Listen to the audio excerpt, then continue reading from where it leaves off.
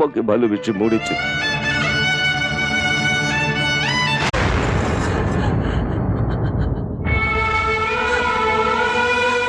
দিদি,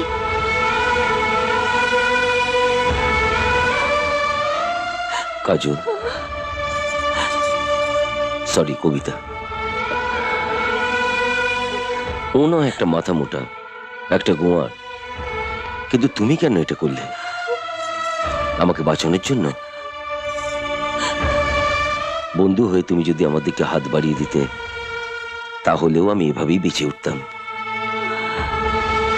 তোমাদের মতো বন্ধুদের কাছ থেকে কেউ কেড়ে নেয় নাকি আমাকে?